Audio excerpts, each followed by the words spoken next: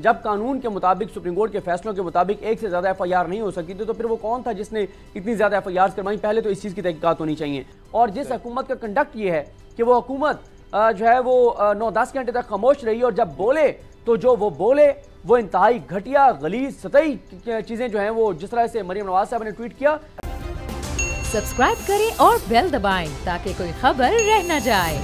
आज़म ने एक कमीशन बनाने का कह तो दिया, लेकिन इसके TORs क्या होंगे, टर्म्स ऑफ रेफरेंस क्या होंगे, इख्तियारात क्या होंगे, क्या काम कर सकेगा ये?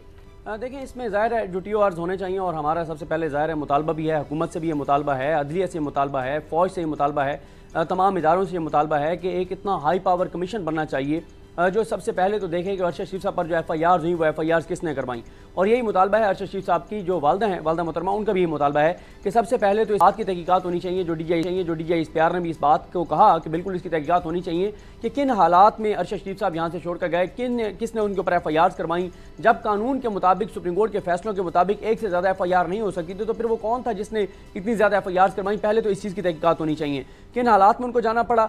फिर ये जो सबसे इंपॉर्टेंट जो बात सामने आई, जो इंकशाफ सामने आया कि जब वो दुबई पहुंचे, वहाँ से भी अथॉरिटीज़ को कहा गया कि इनको यहाँ से आप डिपोर्ट करें, इसकी तहकीकात होनी चाहिए। और फिर ये जो वहाँ पे वाक़या हुआ, देखें, इसके लिए बहुत ज़्यादा, इसलिए ज़ाहिर है अरशद शरीफ साहब जो है वो हमारे भाई थे, हमारे उस्ताद थे, हमारे सीनियर थे और सहाफ़त का बहुत बड़ा नाम थे, तो इसलिए हम ये मुतालबा कर रहे हैं तमाम इदारों से। हम तो ये कह रहे हैं कि भाई साफ शफाफ आप तहकीकात करवाएं, आप तहकीकात करवाएं इस सारे सूरत हाल में ये क्यों हुआ, ये कैसे हुआ। और जो कीनिया की पुलिस है उसका जो मौक़िफ़ है उस पर खुद कीनिया का मीडिया सवाल उठा रहा है कि देखें कितनी एक अजीब सी और फजूल सी लॉजिक उन्होंने दी कि जी एक बच्चा अगवा हुआ था और गाड़ी को रोका और नहीं रुकी। तो आप मतलब क्या कह रहे हैं कि बच्चा अगवा जो होने वाला है वो उसी गाड़ी में था और हमने गाड़ी को छलनी कर दिया गोलियों से ताकि वो जो अगवा होने वाला बच्चा है वो भी साथ जो है वो मारा जाए। तो ये वो सवाल हैं जो खुद कीनिया का मीडिया उठा रहा है, कीनिया के सहाफ़ी उठा रहे हैं। तो हम तो ये कह रहे हैं कि आलमी सतह की एक टीम बननी चाहिए, इंटरनेशनल एक्सपर्ट्स इसमें होने चाहिए।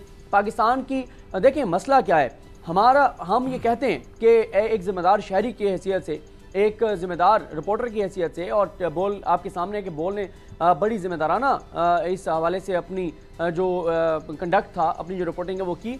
हम तो ये कह रहे हैं कि अगर देखें होना क्या चाहिए था, रात 2 बजे से पहले ये खबर आ चुकी थी, तो क्या होना नहीं चाहिए था कि अगले 1 घंटे में हुकूमत का रिएक्शन आ जाता, अगले 1 घंटे में वज़ीर इत्तलात सामने आ जाती, अगले 1 घंटे में फॉरेन ऑफिस का रिएक्शन सामने आ जाता।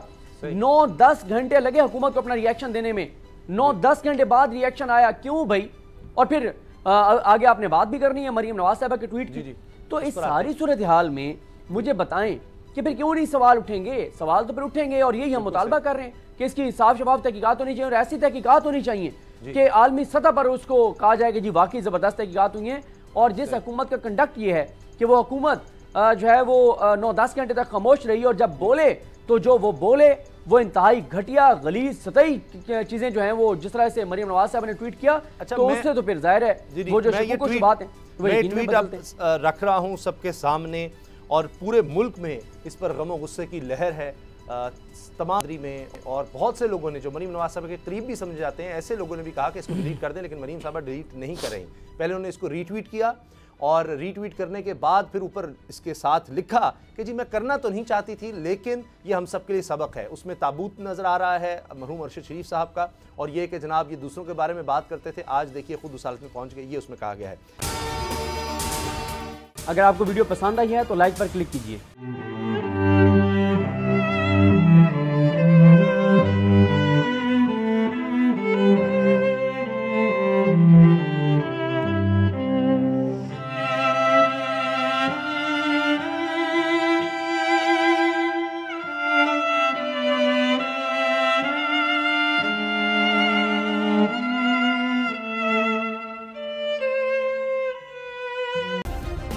सब्सक्राइब करें और बेल दबाएं ताकि कोई खबर रह न जाए।